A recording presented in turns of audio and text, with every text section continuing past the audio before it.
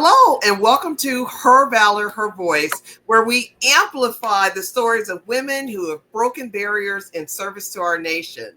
We're your hosts, Miss Malaysia Harrell, Miss Norma Ely, and I'm Dr. LaRay Imani Price, bringing you the untold journeys of resilience, leadership, and triumph that have shaped our military and our country.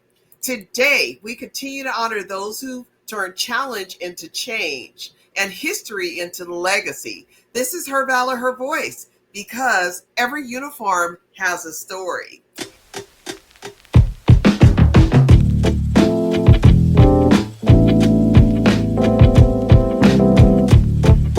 Today, for Women's History Month, we're celebrating women's victories in military service, the remarkable achievements, awards, and lasting impacts made by service women across all branches of the military. Captain, take it away. Thank you, Imani. Women's History Month gives us a perfect opportunity to highlight not just the struggles women have faced in military service, but their extraordinary victories and achievements. Today, we want to celebrate that excellence. Norma? Exactly. These achievements span across every branch of the service. In the Army, we've seen remarkable firsts just in recent years. Captain Kirsten Geist and Lieutenant Shay Haver becoming the first women to graduate from the grueling Army Ranger School in 2015. Wasn't just about breaking barriers. It was about demonstrating exceptional tactical skill, physical strength, and leadership under extreme conditions. And in the Navy, Admiral Michelle Howard made history in 2014 as the first woman to become a 4-star admiral. 2014, that wasn't that long ago. No. I think all of us were in the military during that time. Yeah. So that is just really something. But what's particularly impressive is her earlier achievement in 2009, leading the country, the counter-piracy task force that rescued Captain Richard Phillips from Somalia. You remember that? Yes. An operation that required precision, decisiveness, and exceptional leadership. She did that. Yes. And the Air Force has its own remarkable achievers. General Jacqueline Van Oist, who now leads the U.S. Transportation Command, is not only the military's highest ranking female officer, but began her career as a test pilot. Wow. One of the most selective and demanding roles in any service. Wow. Yeah, that's amazing. Because remember, I said that I first wanted to be a pilot in the Air Force. and let's not overlook the Coast Guard, where Admiral Linda Flagan became the first female service chief in the United States military history when she was appointed commandant in 2022. Her 30-year career included command of Coast Guard operations in the entire Pacific, covering more than 74 million square miles. Wow. That's really something. Yeah. What I find particularly inspiring is how many of these women excelled in fields that were traditionally male-dominated. Mm-hmm. Like in the Marine Corps, there was a Colonel Lorna Maylock became the first Black female brigadier general in 2018. But her background was in communication, setting up critical networks in combat zones where operations were running. That's amazing. Speaking is so amazing. It's so amazing. And speaking of technical expertise, the Space Force, the newest force that we have, right? Though new, has already had women making significant impacts. Lieutenant General Nina Armagano is the first female officer to reach the 3-star level in the Space Force and has commanded launch operations for over 50 critical space missions. Oh, that's crazy. It's so new. Yes. It is so new. How long has it been around, Space Force? Not long. Not less long at than all. 5 years. It hasn't been really long. And she's already achieved 3-star level. Yeah, that's amazing. What's Wow. striking? Yeah, what's striking to me about all these achievements is that they represent excellence by any standard, not just first for women like us. These leaders aren't just breaking ground, they're demonstrating exceptional capability. Yeah, they are. So that's such an important point, Norma.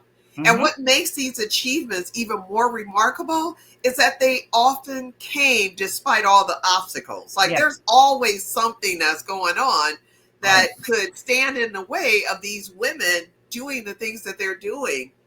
So they're achieving while they're also creating pathways for others. Yes, definitely. Absolutely.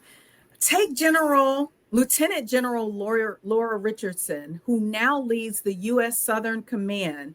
When she became the first female deputy commanding general officer of a combat division in the Army, she intentionally mentored junior female officers, understanding that her success would mean little if it didn't translate to opportunities for others. I love people who I do love that, that. love Yeah. leaders who reach back. Yeah, That's we have outstanding. talked about the importance of mentors. Yes. And you ladies becoming 06, that was part of your journey, having great mentors. Yes. Yes. I've always been impressed by how many military women view their achievements as communal rather than individual. Mhm. Like Major General Dawn Dunlap, who was the first woman to command the 4th 12th Test Wing, an Air Force highest ranking female fighter test pilot. She's been outspoken about how pilot qualification standards should be mission based rather than gender based, focusing on what actually matters for combat effectiveness, which is very important. And that focus on standards rather than exceptions, it's critical. Mm-hmm. Yes. So Navy Rear Admiral Eileen Durick, the first female admiral in the Navy, once said she never sought to be the first, but simply make the path easier for those who followed her. Yes. And that mindset has been common among military women who've achieved at the highest levels. And I go back to you guys because becoming 06, it's like 4 to 5% of all of the branches have women who ever get to the ranks that you guys were. Yeah, and even lower than that for women of color. Yes. So, and with that, we've been so blessed, and we should also acknowledge that creating these pathways often came with personal costs. Yes. Many pioneering women face skepticism, isolation, and even hostility. Air Force Colonel Eileen Collins, the first female space shuttle commander, was spoken about how she had to develop thick skin early in her career when there were so many or so few female pilots. Yes, that thick skin comes in handy. Okay. I think we all had to do that, walking into rooms where we were some of the only, and that's whatever it is. Yes. That's right. You had to have a thick skin. And the obstacles weren't always from people. Often they were systematic policies that haven't caught up with the women's capabilities. When General Ann Dunwoody became the first female 4-star in 2008, she had already been overcoming policy obstacles for decades. Her early jumps as a paratrooper came at a time when women were still technically restricted from many combat roles. And I want to mention that General Dunwoody was a quartermaster, which is wow. My motto: no beans, no bullets, no war. Okay. Wow. The supplies, can end the war. I think the thing that's kind of sticking out in my mind is how recent most of these achievements have come. And I know that women have been in the military. We've always been a part of the military in some way. Yes. Not in the ways that we're seeing people now, women, even ourselves, but not until more recent time. We're talking about 2005, 2008, 2014. Yes.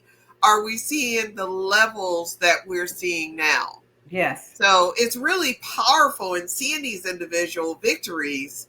But each woman has really excelled despite all the obstacles, like we've been saying. Yes. Gradually shifting the culture to one where talent matters more than gender. And I hope we can keep that up. Yes. Absolutely. And that cultural shift is actually reflected in the increasing recognition women have received for their service. Silver stars, bronze stars, Purple Hearts, awards that recognize valor and sacrifice in combat have been awarded to increasingly numbers of women, especially following the wars in Iraq and Afghanistan. Yes. I served in that Iraqi war, 18 months. The Silver Star awarded to Army Sergeant Leigh Ann Hessler in 2005 for her actions during an ambush in Iraq stands out. She was the first woman since World War II to receive a Silver Star for direct combat action. She and her team fought off insurgents in a fierce firefight, demonstrating that courage under fire isn't gender specific. Wow. Yeah. What did you recognize when you were in Iraq? I recognized that in Iraq, the fact that, women really didn't have a say, the Iraqi women. However, I recognized when I was there that the Iraqi men didn't want to talk to me as a woman. Okay. However, I was in charge. And a quick story right quick. At Scania, we had to operate a convoy support center. And so we had to rent the land from the Iraqis. And one of the sheikhs invited us to his house.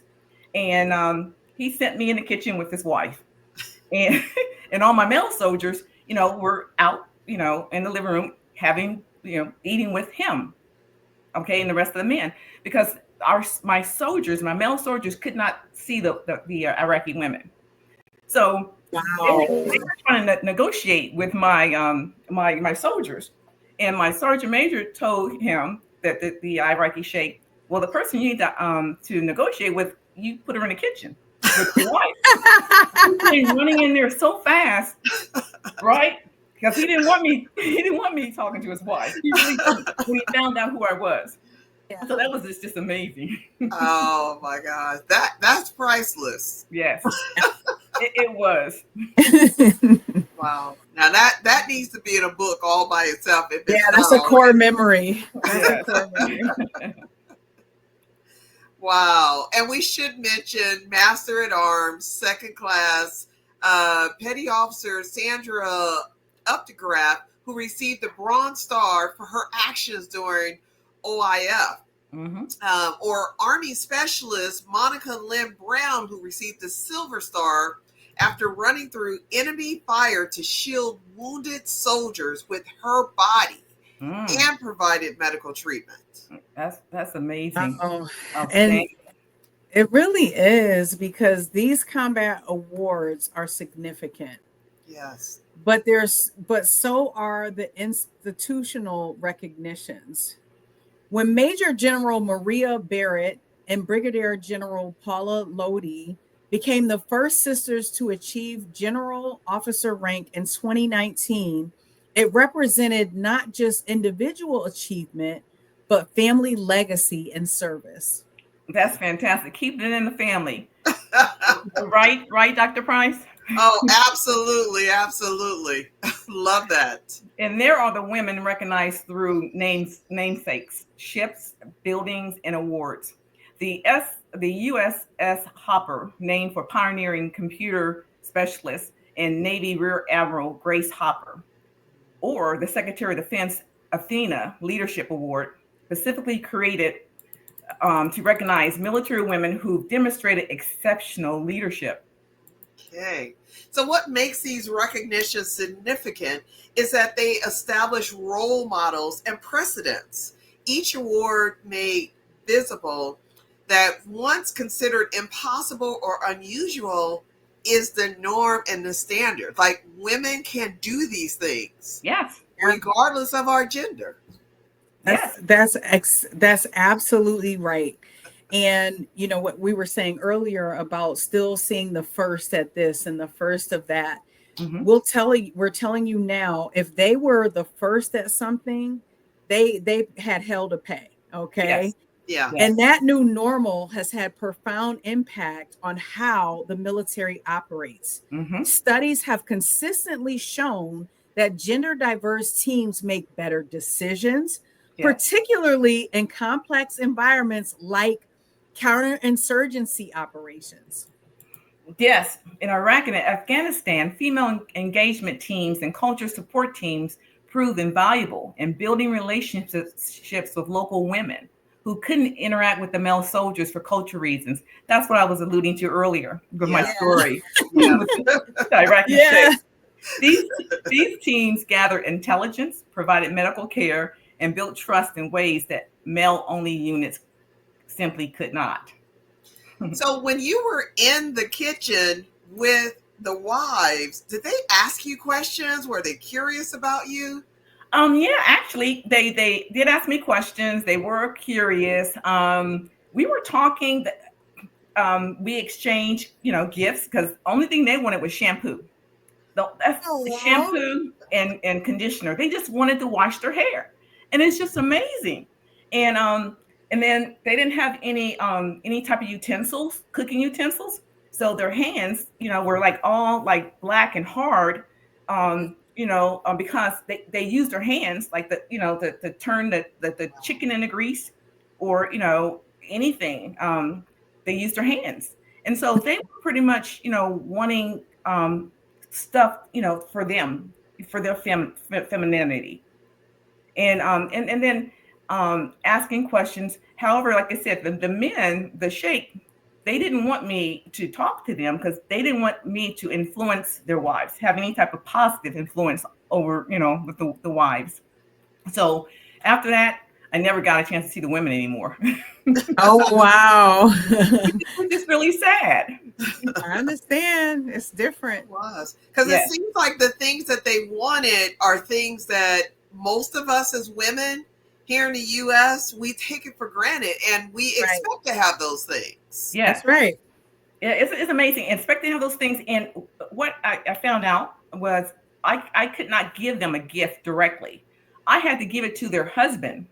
Okay. And then if he wanted them to have it, he would give it to her, right? Even though I wanted to give it to her.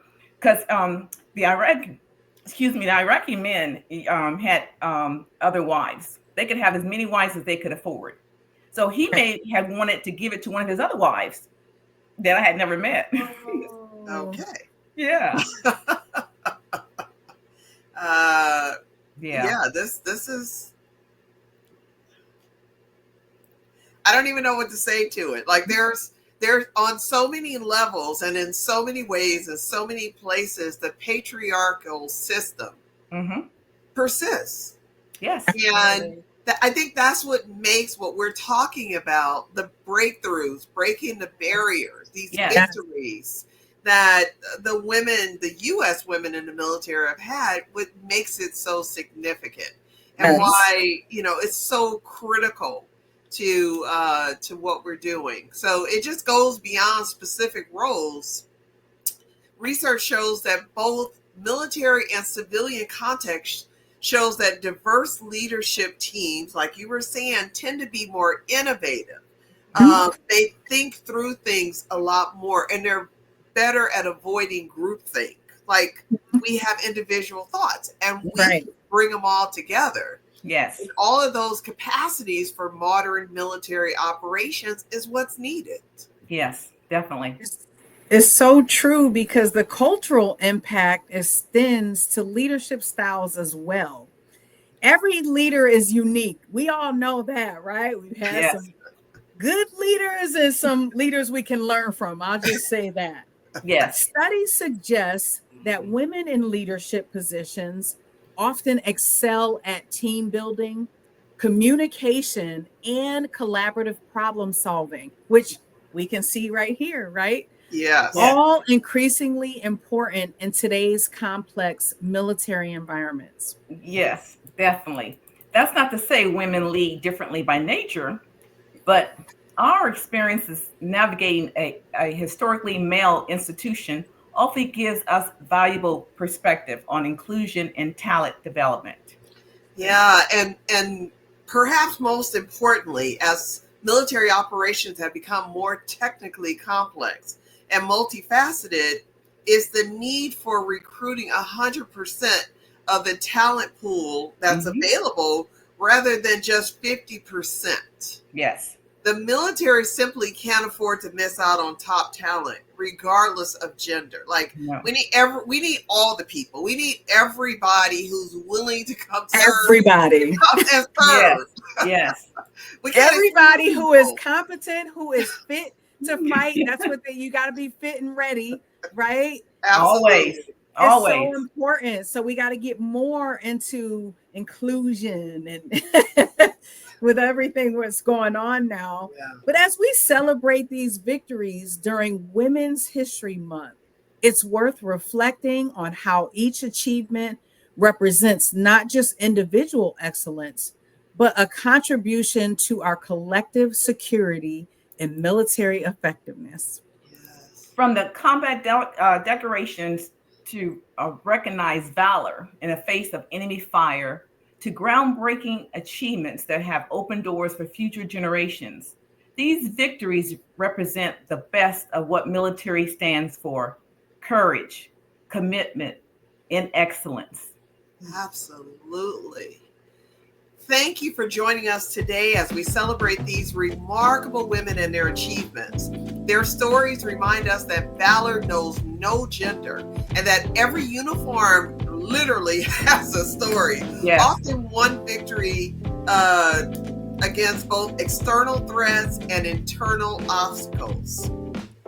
All right. So this has been Her Valor, Her Voice. Because every uniform has a story. All right. Well, thank you all for joining us today, and we'll see you next time. Bye-bye. Thank you.